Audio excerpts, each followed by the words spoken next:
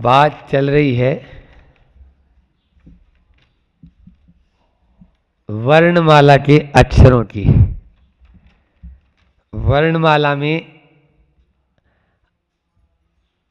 जो अक्षर हैं, चाहे वो स्वर हो चाहे वो व्यंजन हो। अभी स्वर से हमने शुरुआत की थी,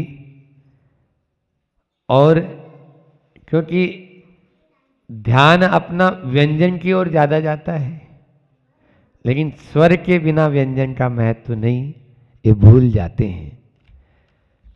तो स्वर में शुरुआत की, उसमें अपन ए और आ 2 दिन हो गए थे। अब तो नए नए स्थान मिलेंगे अपन को रोज, तो कोई बात नहीं। रावण मृत्यु शैया पर लेटा हुआ है, रावण। और उस रावण से परिचारक गण, बंधुगण पूछ रहे हैं, हे भगवान, आपकी ऐसी कोई इच्छा तो नहीं है जो अधूरी हो गई हो? आपकी ऐसी कोई इच्छा तो नहीं जो अधूरी रह गई हो? रावण ने तुरंत जवाब दिया, हाँ, मेरे भीतर इच्छा 3 इच्छाएं थी जो मैं पूरी नहीं कर पाया, और मुझे अभी ऐसा महसूस हो रहा है जैसे पंख कटे पक्षी के लिए उड़ना तो चाहता है लेकिन उड़ नहीं पाता है। ऐसी ही स्थिति मेरी हो रखी है। भगवान, आप बताएं राजन, कौन सी इच्छाएं आपकी अधूरी रह गई? पहली इच्छा मेरी है, अग्नि जलती है, उसमें प्रकाश होता है, उजाला करती है, लेकिन उसमें धुआं और उसकी जो कालापन, कालुस लग जाता है, वो दोनों न हो। दूसरी इच्छा है, सोना बहुत सुंदर लगता है लेकिन उसमें सुगंध नहीं भर पाया, वह सुगंधित भी होना चाहिए, ऐसी मेरी इच्छा है। और तीसरी इच्छा, समुद्र लंका का इतना पानी चारों तरफ है, लंका के चारों ओर पानी है, बीच में लंका नगरी है, पानी तो बहुत है लेकिन खारा है, वह समुद्र का पानी मीठा हो जाए। ये तीनों इच्छाएं मैं पूरी नहीं कर पाया, और भी ऐसी असंख्य इच्छाएं, अरमान दिल में रह गए जिनको मैं पूरा नहीं कर पा रहा हूं। बंधुओं, आज बात ई की है, आज बात ई की है, और वो ई बता रही है इच्छाओं के लिए। इच्छाएं अनंत हैं, उनके द्वारा कभी कोई व्यक्ति सुखी नहीं हो सकता। आकाश के समान इच्छा आकाशस्य अनंता, जैसे है ना, वैसे इच्छा अनंता। आशा और इच्छा ये कभी पूर्ति को प्राप्त हो ही नहीं सकती है। किसी ने सही कहा है कि निर्धन की आवश्यकताएं कभी पूर्ण हो सकती है, लेकिन राजा की इच्छाएं कभी पूर्ण नहीं हो सकती है। जो रंक फकीर है उसकी आवश्यकताएं पूर्ण हो सकती है, लेकिन राजा की कभी इच्छाएं पूर्ण नहीं हो सकती है। इच्छाओं को नियंत्रण करने की आवश्यकता है, और इसे ही इच्छाओं को नियंत्रण कैसे किया जाएगा? तो इच्छाएं नियंत्रण तब हो पाएगी जब हम अपनी इंद्रिय और मन को वश में रखेंगे। ई से इंद्रिय भी होती है, ई से इच्छा, ई से इंद्रिय, और ई से ही इरादा। इंद्रियों पर नियंत्रण तब रख पाएंगे जब हमारा इरादा पक्का हो जाएगा और इरादा पक्का तब कर पाएंगे जब इतिहास को जानेंगे। 4 बातें आपके सामने हो गई है। इंद्रियां पहले है, इच्छाओं पर काबू पाना बहुत जरूरी है। इच्छाएं आकाश के समान अनंत हैं और उन इच्छाओं पर काबू पाने के लिए इंद्रिय और मन को वश में करना जरूरी है। इंद्रिय और मन तब वश में होगा जब आप इरादा यानी संकल्प यानी आप दृढ़ अपनी इच्छा शक्ति को मजबूत बना लेंगे। इच्छाओं को इच्छा शक्ति में कन्वर्ट कर दीजिए। यही इच्छाएं आपके लिए मोक्ष को दिलाने वाली हो सकती है। लेकिन अभी तो हम पंचेंद्रिय की विषयों की इच्छाओं में ही अपने आप को पूरा खपा देते हैं। अब तक अगणित जड़ द्रव्यों से प्रभु भूख न मेरी शांत हुई, तृष्णा की खाई युग युग से इच्छा। बोलो, इच्छा का सागर है। कौन से सागर में गोते लगा रहे हो? युग युग से इच्छा सागर में प्रभु गोते खाता आया हूं। पंचेंद्रियों के मिश्रित सट रस से अनुपम रस अन्न पीने आया हूं। बोलो, केवल रवि किरणों की पूजा की कभी? हाँ, एक एक लाइन पढ़ लेना। नहीं महाराज, ये तो सोनगढ़ी लोट करते हैं। सोनगढ़ी नहीं, अपने भीतर के परमात्मा को जागृत करने के लिए इन पंक्तियों को बार बार दोहराना जरूरी है। जयमाला में भी आता है उसके कि सोचा करता हूं भोगों से बुझ जाएगी इच्छा ज्वाला, परिणाम निकलता है लेकिन मानो पावक में घी डाला। वो पावक का काम करती है वो इच्छाएं। ऐसी इच्छाएं हैं वो हमें इस संसार में ही घुमाती रहती है और कभी पूर्ण हो ही नहीं सकती है। एक बार एक संत के चरणों में एक राजा पहुंचा और उन राजा ने अपने लिए कुछ उपदेश मांगा कि भगवान कुछ उपदेश दें, कुछ मुझे निर्देश दें ताकि मेरा जीवन धन्य हो जाए, आगे बढ़ जाए। बोले, उनकी जो भी जिज्ञासाएं थी उनको तो शांत कर दिया। फिर उन राजा ने उनको कहा कि कल आप मेरे राजमहल में पधारें और भिक्षावृत्ति वहीं लें। तो बोले हाँ। उन्होंने स्वीकार कर लिया। निमंत्रण से जाने वाले थे हम, तो बुलावा चला वाला तो है नहीं कि आमंत्रण मिलेगा तो जाएंगे, निमंत्रण मिलेगा तो। बमोरी वाला नहीं बुलाए तो भी हम तो जाना ही बमोरी, इसमें क्या बात है। हाँ, क्योंकि मुनि महाराज के लिए सब दरवाजे खुले ही रहते हैं। जब चोटे में निमंत्रण से नहीं जाते तो आपके गांव में निमंत्रण से क्यों जाएं? ये भी तो है, बिना निमंत्रण में तो जा सकते हैं। तो वहां पर वो आपके बहुत प्रसन्न हुआ राजा और दरबारियों को और सबको बोल दिया, पूरी प्रजा को, कल बहुत पहुंचे हुए संत आ रहे हैं। और पूरी तैयारियां कर ली गई।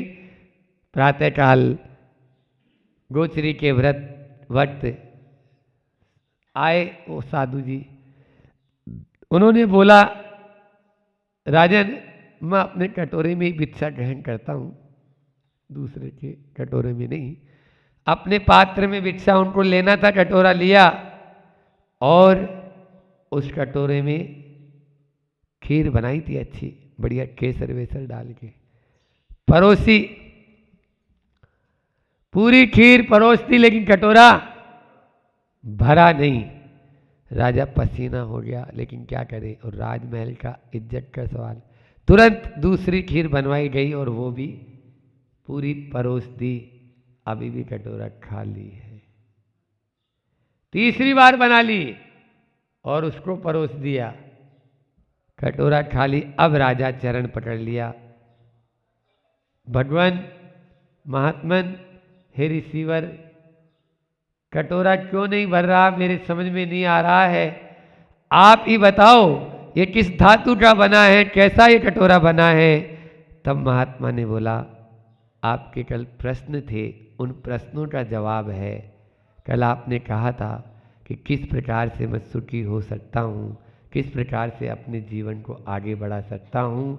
ये कटोरा कोई धातु का, चांदी सोने का नहीं बना हुआ है, ये इच्छाओं का कटोरा है। राजन, इच्छाओं का कटोरा कभी भी भर नहीं सकता है। आप उसमें जितना डालते जाओ सब समाहित होता चला जाता है, सब उसी में ही चला जाता है।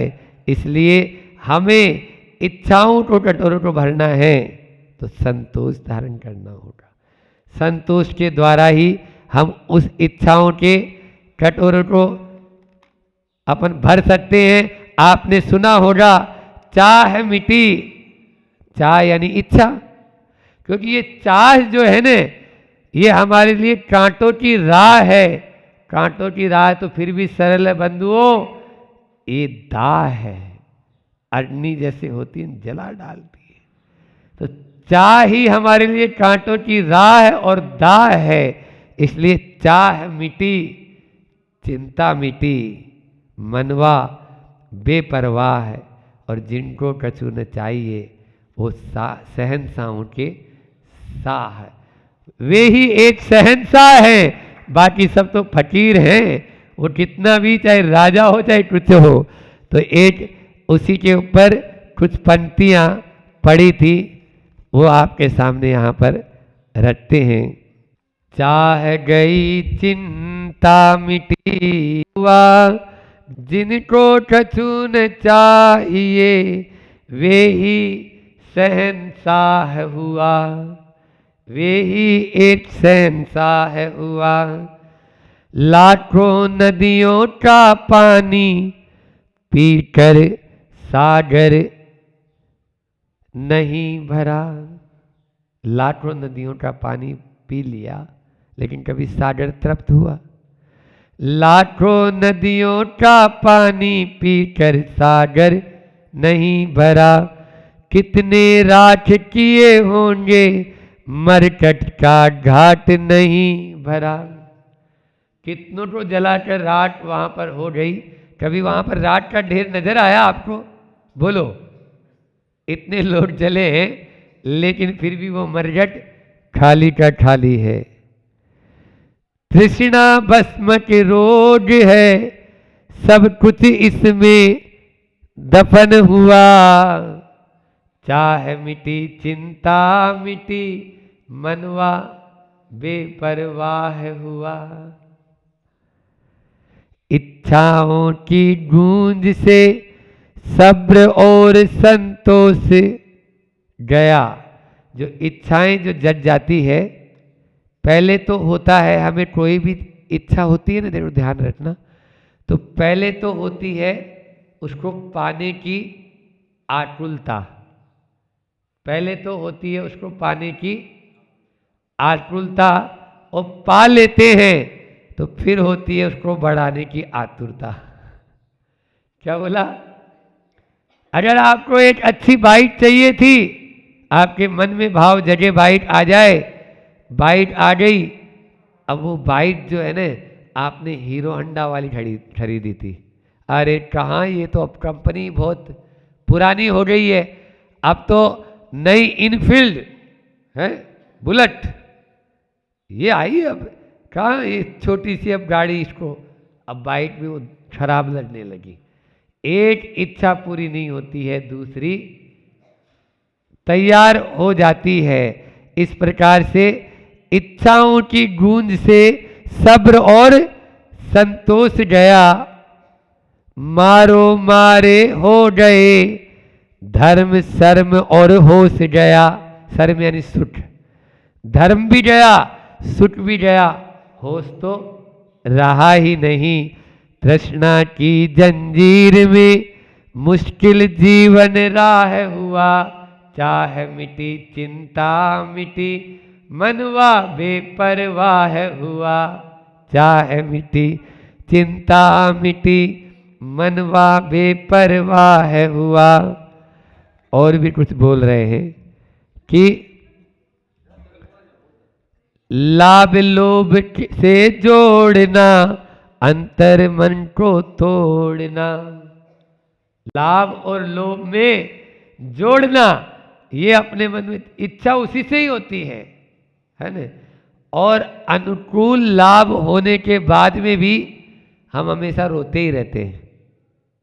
प्रमाण सागर जी महाराज एक उदाहरण सुनाते हैं ना कि एक बार पति पत्नी बैठे थे उनके पास में, तो पति ने बोला, महाराज मुंह लटका हुआ था, तो समझ में तो आ ही जाता हम लोगों को कि मुंह क्यों लटका हुआ आज, तो क्या बात है सोच जी।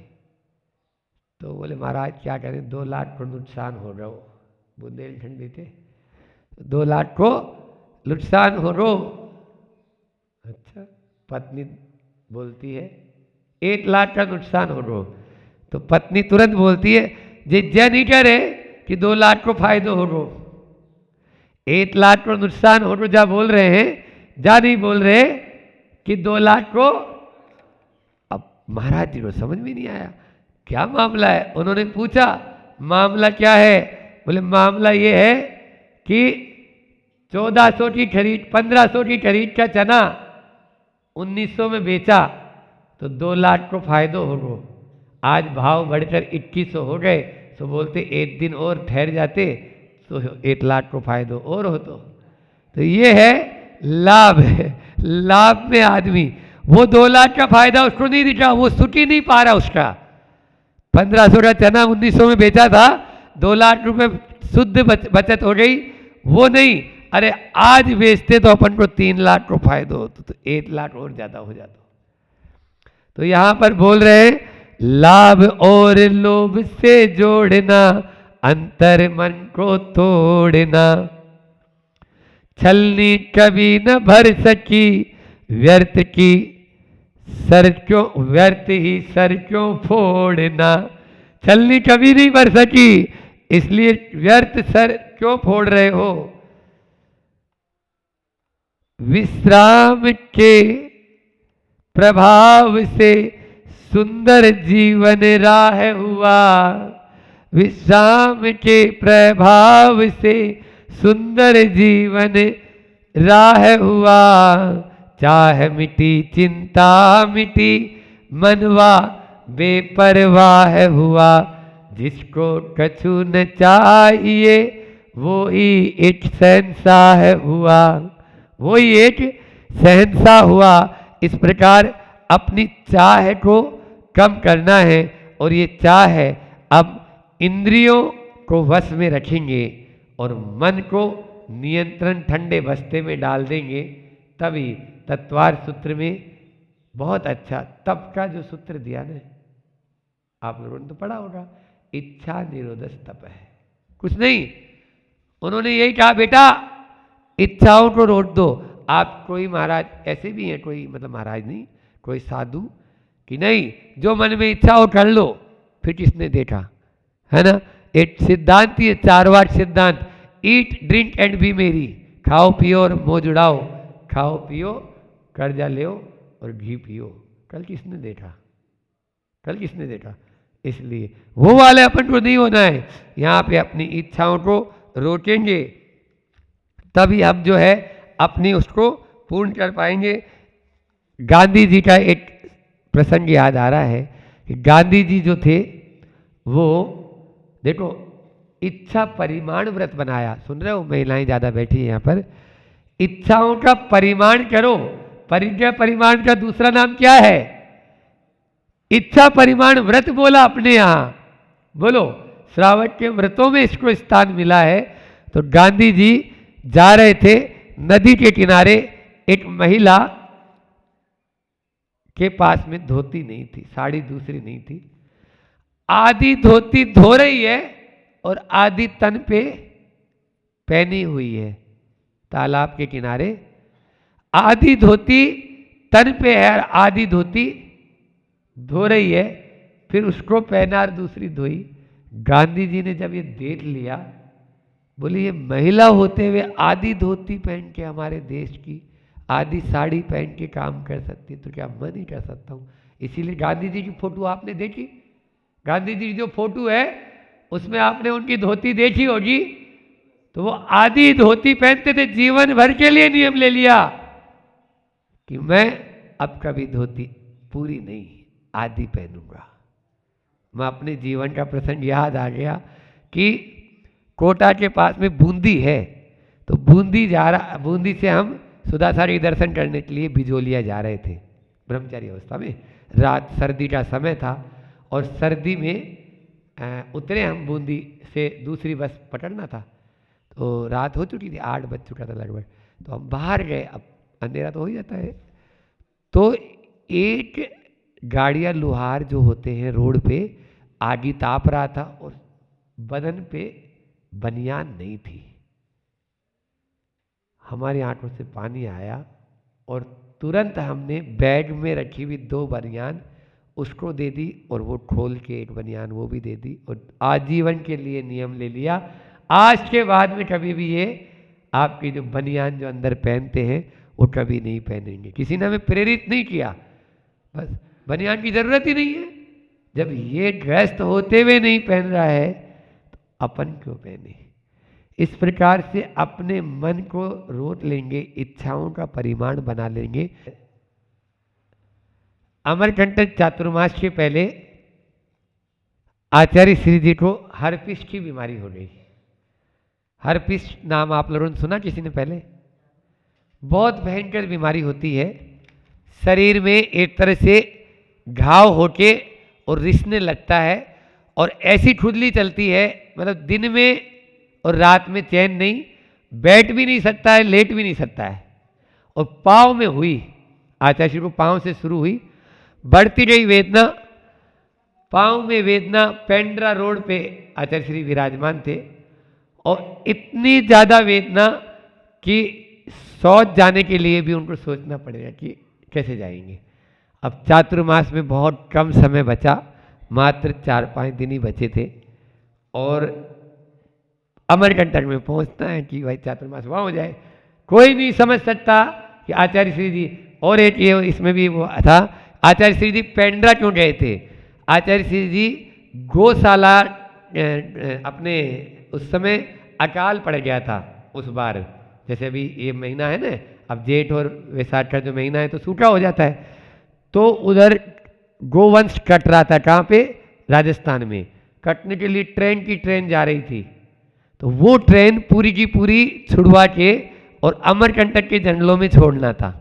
आप लोगों ने कभी देखा होगा कि एक पूरी बोगियाँ 60-70 बोगी, उनमें गायें भरी हुई, तो पेंड्रा रोड पे वो ट्रेन आई थी और उस ट्रेन को, मतलब उन गायों को लेने के लिए समझ लो आप, तो आचार्य श्री जी स्वयं वहाँ पहुँचे हैं पेंड्रा रोड स्टेशन पे, और वो गायें भी बहुत आचार्य श्री जी खूब देर के निहार रही है, फिर उन सबको जंगल में छुड़वा दिया वहीं पे। तो आचार्य श्री जी को वो जो मैं बता रहा था इरादा वाली, कि उनको बहुत तेज वो दर्द और भयंकर पीड़ा, शरीर में वेदना, असह्य वेदना, फिर भी आचार्य श्री जी ने पीछे कमंड उठाया और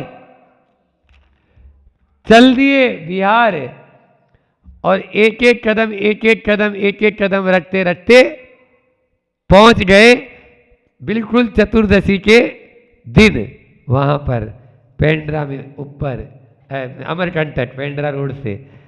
और जैसे ही वहां पहुंचे, पीड़ा तो थी, वेदना थी, तो आचार्य श्री जी प्रवचन में कहते हैं, लोगों ने कहा इतना ऊंचा पहाड़, कोई साधारण आदमी तो इतनी पीड़ा में नहीं चल सकता था, लेकिन घुमावदार चढ़ाई, आप लोग अमरकंटक गए हो तो पूरी खड़ी चढ़ाई है वो, तो चढ़ाई चढ़ते जाना है, 40 किलोमीटर की वो चढ़ाई थी।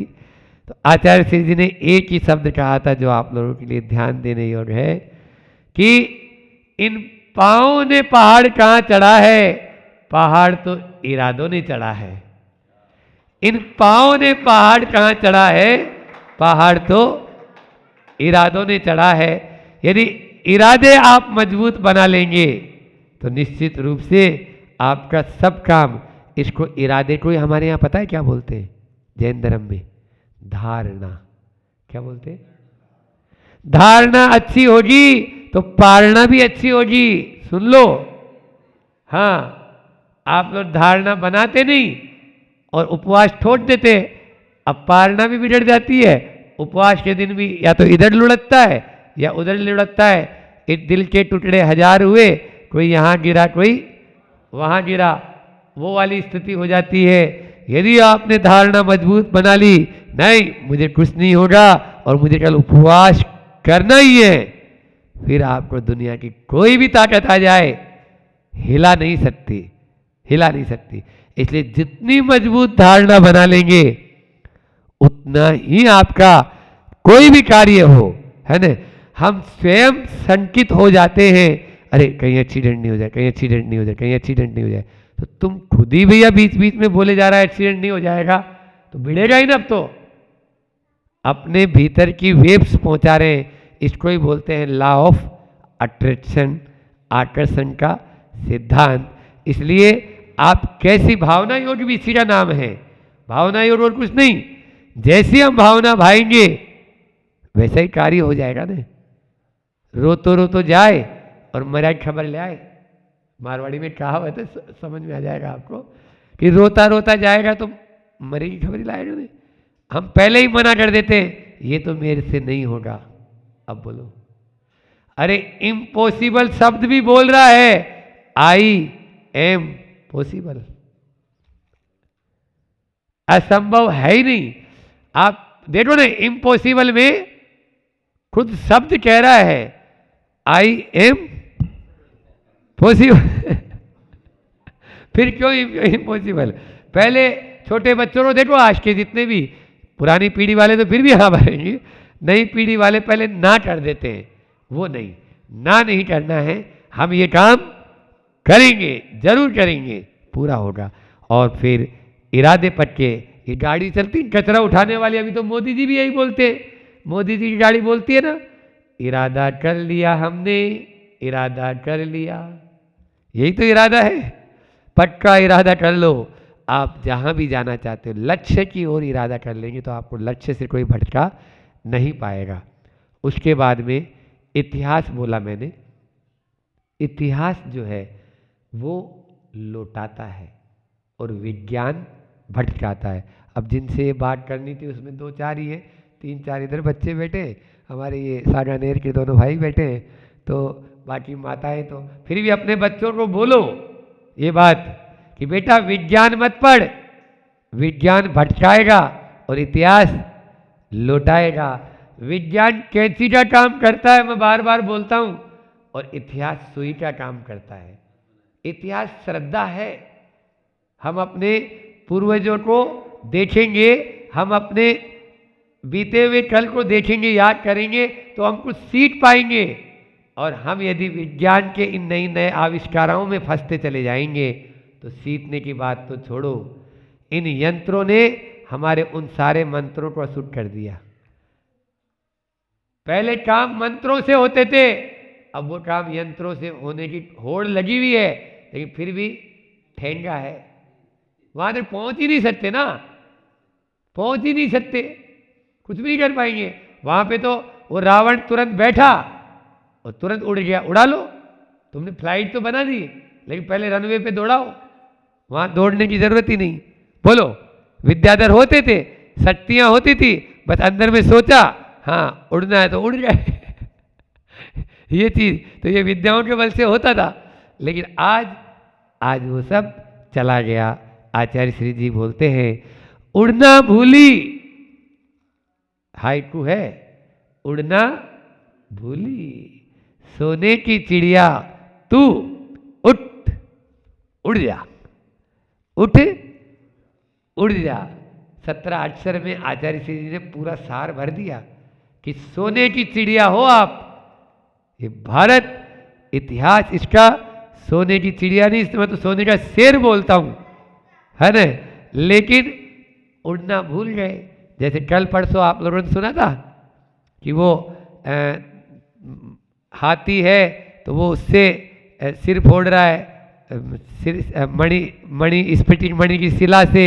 वो बंदर है तो चने की उसमें हाथ दे दिया अंदर हंडी में, तो अब वो अरे अंदर कोई पकड़ लिया, पटड़ा वटड़ा कुछ नहीं है। हम लोग विदेशी संस्कृति को अपना लिए हैं, इसलिए ध्यान रखना, सूरज जब जब पश्चिम में गया है तो बोलो उगा है क्या? डूबा है। बस आप भी पाश्चात्य संस्कृति को यदि एडॉप्ट करेंगे तो डूबेंगे और कुछ नहीं होगा। इसलिए पश्चिम की संस्कृति को कभी नहीं अपनाओ। हमारे जो पूर्वज हुए हैं, अब धीरे धीरे कोरोना ने सिखा दिया, गर्म पानी पीना, कुएं का पानी पीना, हाँ ये सब वो सिखा रहा है धीरे धीरे। ऐसा डॉक्टर साहब बोलते हैं तो सब अपना आप समझ में आ जाती है आप लोगों को कि हाँ कुछ नहीं, क्या खाना है? बोले वही मूंग की दाल का पानी, दाल मत खा लेना नहीं तो गड़बड़ हो जाएगा, और लू की रोटी। हम बोलेंगे तो नहीं, हम बोलेंगे कुछ नहीं। अब वो कल आई थी अभी एक बच्ची परसों कि भैया मेहनत किया कर, है ना, पूरा शरीर स्थूल बना रखा है। आप जितनी मेहनत करेंगे, समझ में आ रहा है, उतने ही आप स्वस्थ रहेंगे। मेहनत, पहले के लोग इसीलिए स्वस्थ रहते थे। मैं तो हमेशा बोलता हूं, पहले हर गली में पान की दुकान जैसे होती थी ना, आज वैसे दवाई और हॉस्पिटल हो गए हैं, दवाइयों की दुकान हो गई। गली गली में दवाइयों की दुकान, पहले देखने को नहीं मिलता था हॉस्पिटल। अब वो महात्मा गांधी ने बोला नरक का द्वार है, बोलो अस्पताल क्या है, फिर भी आदमी वहीं जा रहा है, भीड़ लगी है।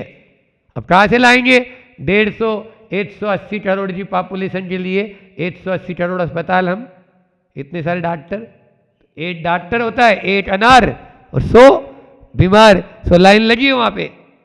अरे भैया तुम अपने डॉक्टर खुद बन जाओ, हमारा इतिहास पढ़ोगे तो कभी ऐसी नौबत नहीं आएगी आप लोगों को।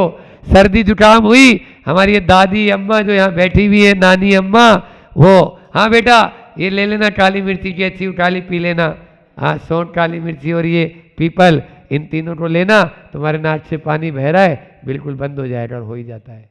श्रद्धा के साथ में वो पुड़िया ले लेता था। अब वहाँ जाओ तो आराम से 200-500 रुपये दे दो और वो मांसाहार दवाई फाँक जाओ।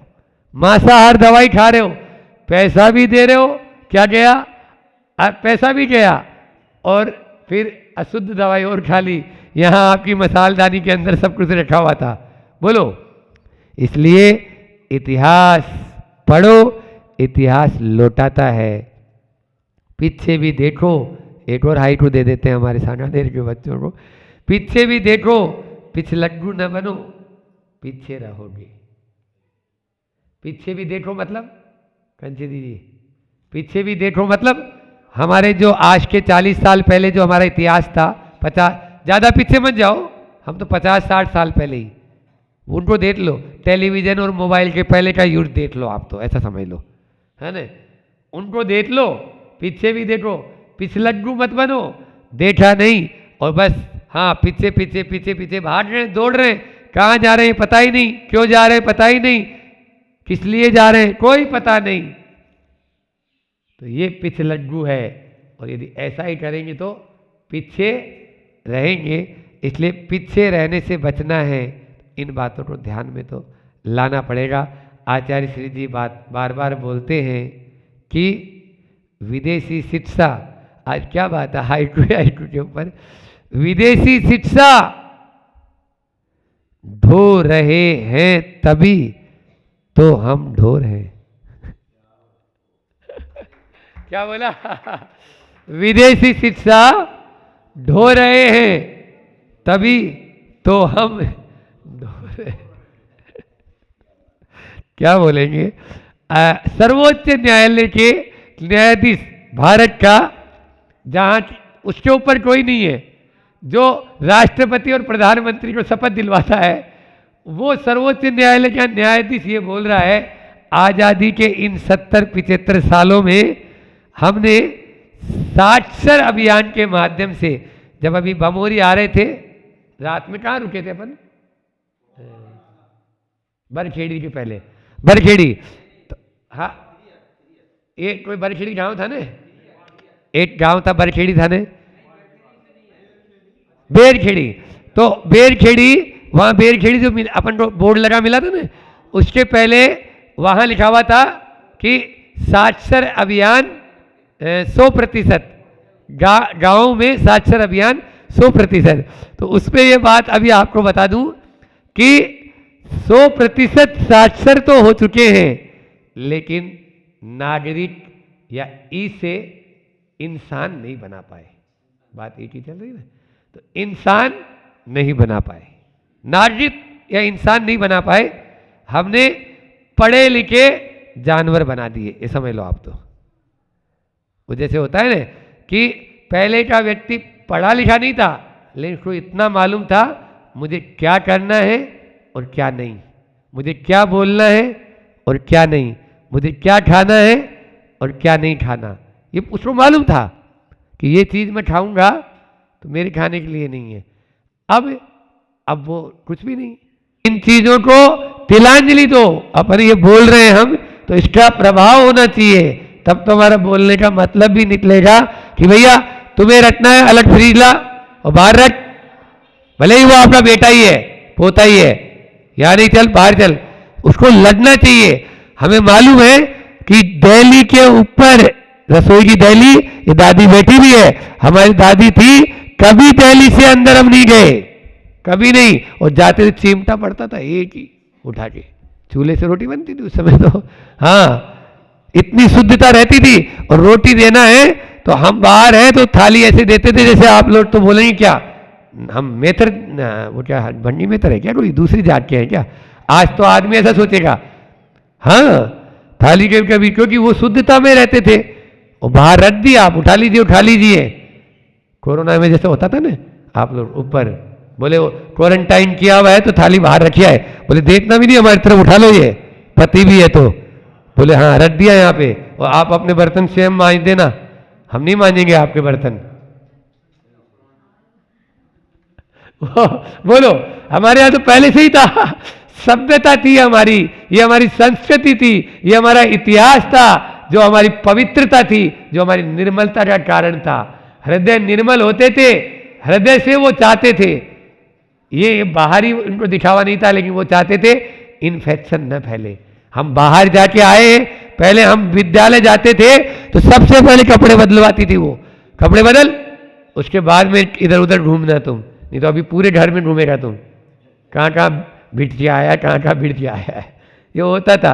ये सब साइंटिफिक है ना, ये वैज्ञानिक है। ये आज विज्ञान भी अब मान रहा है, वो तब मानता है जब लाइट हैज गॉन। वो बोलना पड़ा, महात्मा गांधी जब मर गए थे तब उनको, जवाहरलाल नेहरू को तब समझ में आया, और उन्होंने एक पुस्तक लिखी, लाइट इज गॉन, मतलब अब बत्ती जा चुकी है। अब बोलने से क्या, जब वो जिंदा थे तब उनकी बात नहीं मानते थे वो नेहरू जी, बात बात में गुस्सा हो जाते थे क्योंकि महात्मा गांधी जी संस्कारों को मानते थे और वो संस्कारों को नहीं मानते थे, ऐसा होता था। चलो, रूप से अपना जीवन सुखी हो जाएगा, आप सबका जीवन सुखी और समृद्ध में हो, इन्हीं पवित्र भावों के साथ में बोलिए अहिंसा परमो धर्म की।